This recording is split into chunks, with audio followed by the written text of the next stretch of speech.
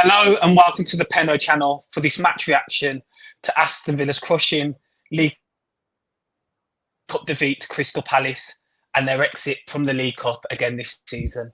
I'm joined here with my bro to go through everything that happened last night as Crystal Palace got a 2-1 victory at Villa Park against Aston Villa. Bro, how you doing? How you feeling? Yeah, got it, bro. Yeah, Got it, man. disappointing, man. Yeah, got it. I thought we'd go through to the next round. The draw was favourable.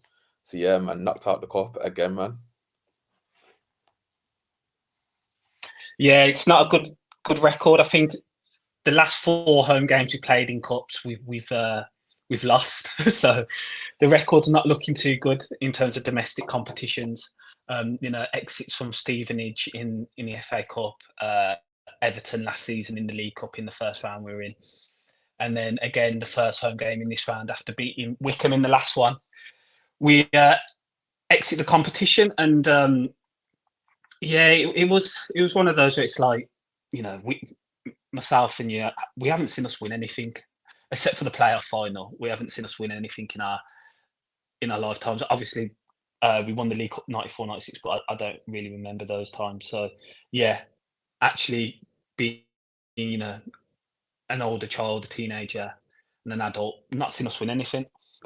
So it's disappointing in that sense because it's another year where in a competition which is quite favourable and probably the best chance you have of winning a cup. We didn't make the most of it on the pitch.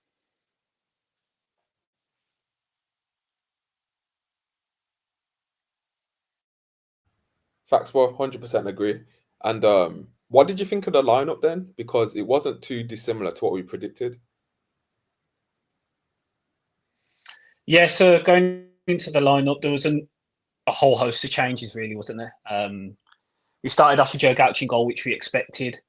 Fantastic to see Tyrone Mings back, played his first game back, played a full 90 minutes as well, which I was really surprised with. But Mings was back, partnering Diego Carlos. Nadalkovic, which we thought came at right back, and Ian Matson starting at left back as well. The midfield, I think, was quite close to what we predicted, except for Barkley. I don't know if Barkley's just been saved and rested because he has played a decent amount of football because he comes on for Onana at half time most of the time. So him and Onana are kind of splitting minutes within the league. So yeah, John McGinn started in midfield, which I was surprised with, but it was welcome because it's first team experience, as well as Boubacar Kamara getting his first start as well, which was massive news alongside Tyrone Mings. Leon Bailey and Philogene on the wings, and then Buendia next to Duran, which we foresaw and we saw against Wickham.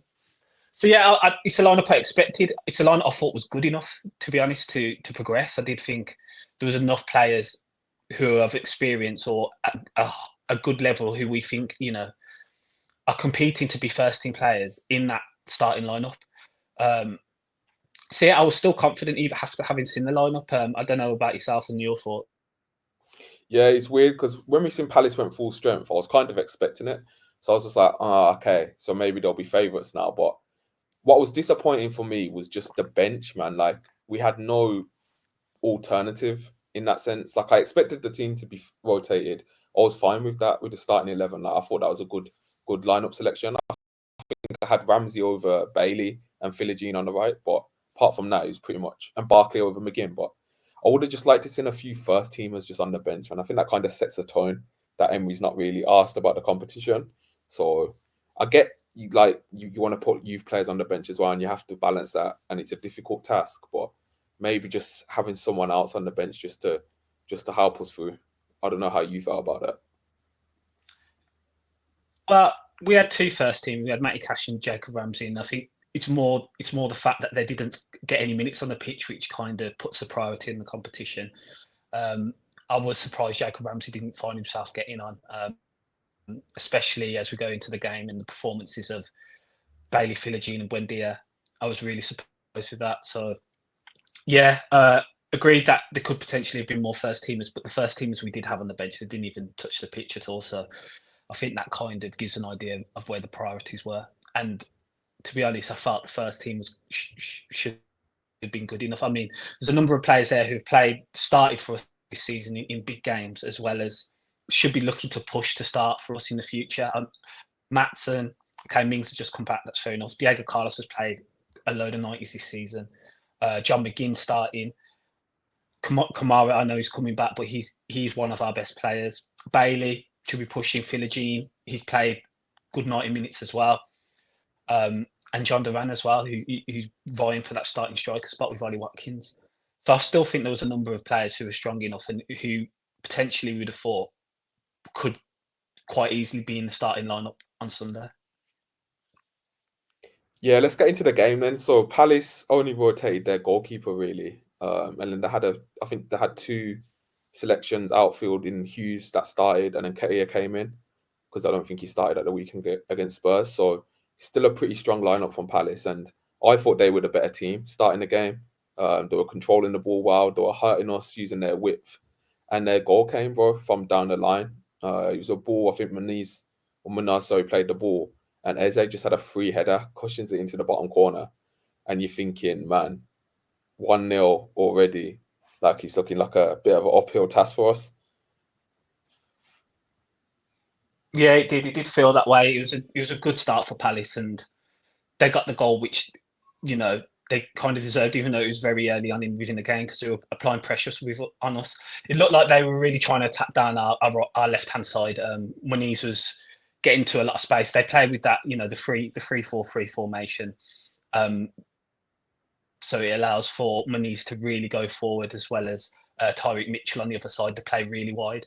And they were working combinations down that side with Nketiah, Muniz and Hughes and Wharton playing along in kind of triangles on that side of the pitch, and that happened a number of times throughout the first half, which we dealt with, to be fair. I thought we did well with it as the game went on. But yeah, the initial stage is that it caused us problems, and yeah, I think it's a free header. It's a good ball in, but it's a free header. There's a number of Villa players within the box, but Eze's managed to roam into the box and found space, and he's placed the header really well. And yeah, it was a disappointing start in the sense that you want to try and show the authority within the game, keep the ball for the first 5-10. How we usually play, keep the ball and try and gain control. And the control was taken in the first 6 minutes of the game. Yeah, it's poor marking, I'll be real. You shouldn't have that much time and space in the box to get his header off. But it initially came from a Kamara mistake as well. He lost the ball further up the field. Palace transition in numbers. And yeah, bro, we were right behind Oliver Glasner, who was losing his mind all game, bro. Like, these managers are so intense on the touchline. It's crazy. But yeah, he was going mad as well. Obviously, he's under a lot of pressure. And yeah. But Eze comes off. I think it was maybe like 5-10 minutes after Eze comes off. And then you kind of think to yourself, okay, their best player, their best creator has gone off. That's even the game out a little bit. There might be a chance for us here. Yeah, it's one of those where you think, okay, Eze's gone off, we go on as well. Adam Wharton goes off as well. And when we do equalise, it gives you an uplift. You think, okay, we really have a good chance here now of going through. That's two of their big boys, England internationals that have gone off. Their main creator and one of their main midfielders as well. So yeah, it did feel like we'd have that chance. I just want to mention before the Eze goal, we did have a few shots from Leon Bailey initially. So we were trying to, demand control within the game, and we did have 2 attempts within that. But you just felt the balance of play was more in Palace's favour within the first 10. Yeah, bro, it kind of became a game where it was, chances either side in that first half. It was going ebbing and flowing in between either team. Both teams seemed to be trying to go for it in the first half, and Palace were trying to double their lead, whereas we were trying to find that equaliser. And I felt we started to play a bit after that. Yeah, I think our midfield grew into the game. Kamara, after making that mistake, he started winning his duels, he started passing forward, and we started working the ball quicker. Gotta say, bro, from where we were sitting, man, it's so good to see like how intense the game is. Like, people winning their tackles, how quickly momentum shifts. Let within them the know. game. Let them know where we were sitting. I said, bro, I said we were behind Glasner just a minute ago, bro. I said we were right behind Glasner, so we got to see everything, man. We got to live the game, and I really enjoyed it despite the result. But yeah, you can tell. Palace were really good at condensing the space. I thought when we worked it wide to Matson or Philogene, like they were there, they were onto us, and we found it quite hard to like work our way through, find the gaps, but eventually they came, bro. And I think it was a crossfield ball from Kamara to Bailey out wide. Bailey worked it into the box, finds Duran. And listen, Duran's always going to get his shot off when he's in the box. And his power was struck so hard, like he strikes the ball so clean. Turner could only like parry it into the net, like it was just too much for him. I thought Duran had a good half of football within that first half. I thought he was really good. I thought his hold up play as well. We know he's got a real leap on him, and he was playing against Lacroix, and he was being marked by 3 centre backs, whichever position he was. So it was difficult for him to receive the ball because it was Chalobah, Lacroix, and Mark Gay who were playing in the 3. So he really had to move around and try and look for the ball because the service wasn't quite there for him. But when he did have a touch, he was holding the ball up well, was leaping for the ball, was trying to win his aerial duels as well. And yeah, the goal came from him. Duran in front of goal. Missed that one on Saturday, but comes back to this time. Shot on goal and he scores. Just too much up power on the shot, and that's 8 goals for the season so far, bro. I think he gets 20 this year. I really do. I think he gets 20 in all comps minimum. The boy just scores goals, man, and that's another one to add to the collection. Scrapping the way it went in, but when he gets a free shot and the power that he has, keepers find it difficult to save the shots, even if they get a palm onto it. And what I rate about Duran so much is whenever he receives the ball, he's looking up, he's looking for options, he turns, his footwork's so good, man. He uses both sides of either feet. And yeah, man, I love the fact that he looks to look forward, find a Villa player, and if he doesn't see the Villa player straight away, he'll keep the ball, he'll shield the ball, and he'll wait. He doesn't seem like he rushes when he drops deep. It just seems natural to him. Like, really, really good first half, I thought, man, and deserved the goal. It's just a shame the rest of the team, probably, apart from 1 or 2, weren't matching the levels that he was playing at. Yeah, he didn't. It was a 3 behind him for me. That I just thought that this is a big opportunity here for 3 players who are trying to get into the first team, and that's Philogene, Emi Buendia, and Leon Bailey. And I just felt that they just weren't. I know Bailey got the assist. It was a good pass into Duran, but I felt like you should be really trying here. You should be really going to try and get into the first team squad, showing what your ability is about. And I just don't think all 3 of them did enough. Going through the game, and the first half as well, he was just limited for Duran in terms of touches on the ball, and he was trying to do everything he could, and when he did receive the ball, he was making good decisions. Yeah, it's a weird one. I'm going to talk about Buendia because during the game, like me and you were just losing our heads at Buendia, bro. Like the slowness to release the ball into situations. Because we're used to seeing Ramsey or maybe Rodgers or other people. The tempo is quicker, but I guess with Buendia, that's his first game against Premier League opposition for about 2 years, probably, isn't it? Because obviously he didn't play last season at all. Yeah, like he was in beforehand. So since we'll say last year and a bit, maybe in America when he played against Newcastle was the last year time and a half. Yeah, so it was a rhythm thing with him. Like he was receiving the ball, turning, and then they're already onto him. He's not seen Duran already making his run. He just hesitated. Whether that's nervousness with the injury or whether that's Villa just, I don't know, maybe moving on a level in his absence, and he's got to try and find a way now to catch up, bro. Because that performance, it kind of showed to me why Emery maybe hasn't been bringing him on in Premier League games that much, or trying to find a way, because it just seems it's a tough one. It is because you see it now where Boubacar Kamara he's come straight back in. I know it's his first night, but he's been making appearances off the bench. He's been getting 15, 20 minutes here and there, and I'm sure the same will apply to Tyrone Mings, because I thought Mings had a good game yesterday as well. And I think he'll start to get minutes, whether it's starting or coming on as a sub. But Emery hasn't really seen any pitch time. Ipswich away, he came on, and then the League Cup. Is that it? So maybe it's going to take a bit longer for him to bed in. But he did. He just thing with Emery was, even before his injury, there's times where just releasing a pass a bit quicker. That was the thing. That was the thing. Sometimes he lacked, and I know he just felt a bit slower yesterday as well. It really did when he was on the ball, and got dispossessed a number of times, and you could see the frustration in his game because he was showing it, and he didn't hesitate to show it as well. The disappointment, whether it be at himself or at others. So yeah, I thought he struggled last night. Yeah, and next one, bro, Philogene, man. Like again, like Philogene, I'm expecting more from you, man. Like this is your chance now to start against Premier League opposition and show us what you can do. We brought you back from Hull City in summer, and sometimes I just think he forgets like he's not at Hull City anymore, man. You're at Aston Villa, bro. The standards are different. Just do more, man. I want to see you take on your man 1v1 when you put into that position. I want to see your delivery better. I want to see you make the right decision, bro. Because right now it just feels slow, lethargic. Even the way like he just carries himself, it just feels like nonchalant, bro. Like you're doing a nonchalant Feels gimmick, very like conservative, doesn't it? It bro, like feels on the so pitch, like it just feels like conservative you're his in the play. under 21s game. Like, come on, man, step it up, man. Because if Philogene don't start stepping it up, like Villa might outgrow him and his development as well. So that might be hyperbole, like right now, and I get that, but just little things that I just think about sometimes. I'm just like, come on, man, you got to show more. You got to show more in the game. And yeah, Bailey as well, bro. I Yeah, thought facts. he had his comments in the week about he knows he's not at his level, and yeah, he got the assist, but we got eyes, bro. Like we watched the whole 90 minutes, and he was not good. He was not good, man. Yeah. So it's just one of them. But onto the positives, I'm gonna get onto who you mentioned before, Tyrone Mings, bro.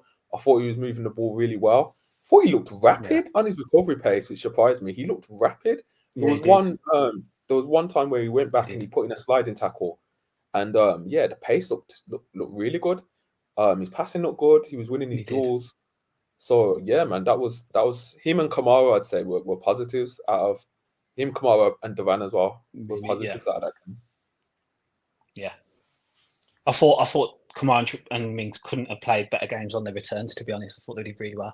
And you make a big statement with Mings' recovery paces a few times when Nketiah and Mateta tried to get him behind, and he was across early, shielding the ball out of play. He made one really good interception in the second half where, from our angle, it looked like it was going in, but he just went the other direction, which was really good. Commanding in the air, we always know that, and from pieces, he was winning his headers as well. So I thought a very composed performance from Tyrone Mings, and yeah, he must be over the moon, and many Villa fans are as well, because that's a big moment for him and the club to get him back. It's just another option there in the defensive position, and yeah, Kamara just oozes class. I know he made the initial mistake for the first goal. I think apart from that, he had a pretty flawless game, as Kamara usually does. Yeah, bro, let's go. There's a few attempts either side of that. I think Buendia had a shot, McGinn had a shot as well, and Kamara and Philogene had a chance as well. And Bailey had that long strike, which I remember, which was straight at Turner. So going into 1-1, you feel like, okay, we're level here. We now have the opportunity to build and win this tie and go through to the next round. But second half, I think the level dropped in an instance. The urgency dropped. It didn't feel like Palace were going to score until they did, but it didn't feel like we were really going to take command of the game and control it and go and score ourselves, did it? Nope. And yeah, I'm trying to remember how the second half really started, to be fair. It did feel like we were getting joy. Duran got played through from their mistake, from Palace's mistake. 1v1 type of. He had the defender on him as well. Gets his shot off early, and it was a good save by Turner. But yeah, Duran second half, I felt sorry for him because he was making the runs, and our players just refused to release the ball quick enough outside of that. And you could tell the frustration was getting to him. And like, he must be thinking, come on. Yeah. It's that's the thing, that's the important three, the three behind. When you're playing against three at the back, your striker's going to be limited to touches because you've got these centre backs who can cover, and they can cover that side of the pitch from either side, moving across. So Duran's making the runs, so it's going to be difficult. So either you catch him out on transition, or you've got to build through the players in behind him, and we just failed to do that. It was just so tepid, and okay, I think we ended up with 61% possession, but I could have kept the ball for the rest of the night, and it didn't feel like we were going to score because the play in behind was not at the level, man. Yeah, bro. So we might as well just get into their goal, man, because it again comes from our own build-up mistake. We play out. Carlos gets the ball. He tries to break the line and play McGinn. McGinn can't get to it, and Kamada just literally carries the ball untouched, and then just smacks it. I don't think the strike's that good to be beating Jhon Duran. I think he should have done better as well, boy. It was a big game for him, but I think he should make the save as well. But we have to be honest. The initial mistake comes from Carlos overhitting the pass. It was a simple pass. He overhits it, and yeah, again, bro, individual mistakes costing us.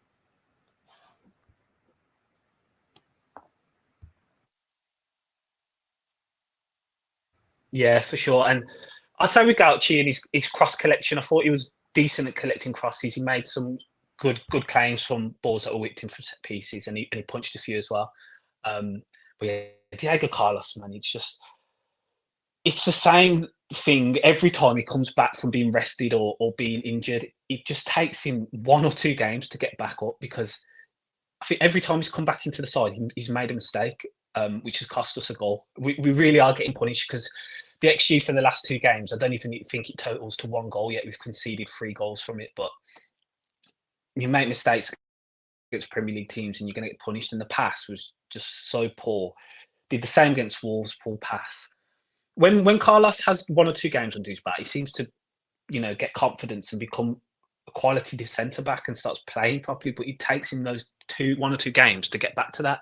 Got rested at the weekend, and he just seems like he's gone back to factory mode, man. It's just, yeah, it's just so long. It's so long, because I don't think he had the best of games overall, and he made the big mistake, which has cost us.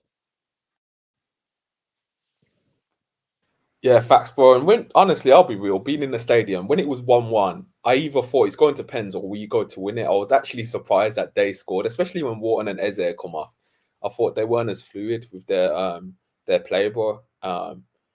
Yeah, I don't think it was. I think it was a really poor game of football. Thinking back to it now, like the standard and quality, I'm sure, like both teams were losing possession quite a lot. But yeah, Kamada was the difference for them, and Emery made his changes. And whilst it was great to see the attacking players, the youth players come on, you knew then, like when you were seeing like no Ramsey coming on, you knew kind of like the priority there, and which was, yeah, I'll be real, but it was kind of demoralizing. Not gonna lie, I thought it was a really good opportunity for us to get to a quarter final.